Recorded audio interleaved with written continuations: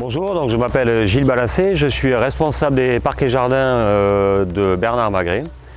Nous sommes sur le château Pape Clément à Pessac et je vais vous parler de la sonde Orti.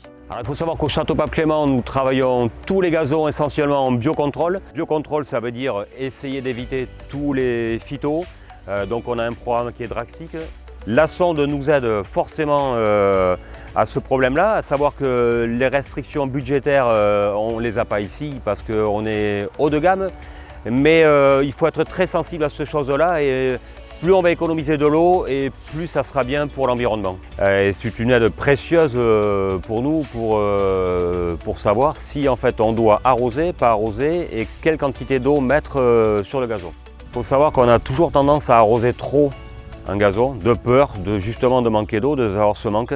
Et là, avec les courbes que l'on a et le taux d'humidité, on sait exactement où se situer, jour par jour, même heure par heure. Et c'est vraiment l'avantage, c'est l'outil essentiel en fait pour Greenkeeper, pour celui qui veut travailler le gazon. La problématique, c'est justement de mettre trop d'eau ou pas assez d'eau. Alors comme on a tendance à mettre trop d'eau pour justement éviter les coins secs, les sondes sont dans les zones sèches pour avoir une courbe minimale et justement savoir si ces zones-là, il faut qu'on les arrose ou pas. On peut constater par exemple la semaine dernière, on a pris 30 mm d'eau, on a eu des températures qui étaient de l'ordre de 30 degrés. Eh bien on pourrait se dire tiens je vais arroser parce qu'il fait 30 degrés.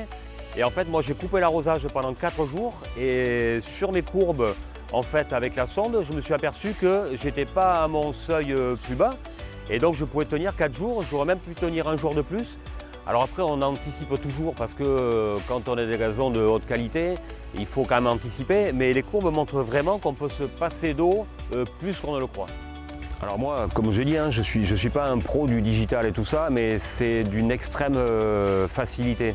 C'est-à-dire que maintenant on a tout sur le téléphone et moi sur le téléphone là c'est très facile de l'ouvrir, de mettre sur la plateforme et de constater mes courbes et de regarder justement mon graphique si je suis bien ou pas bien.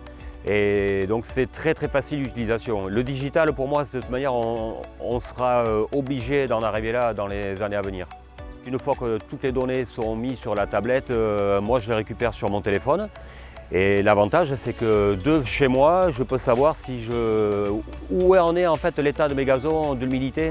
Je pense que c'est une solution idéale, même pratiquement indispensable pour des gazons de haut de gamme.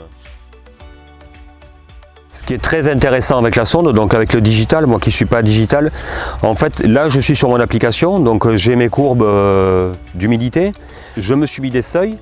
Il faut savoir que hier par exemple j'étais à un seuil qui était à 9,5, donc j'étais inférieur du seuil que ce que j'avais donné.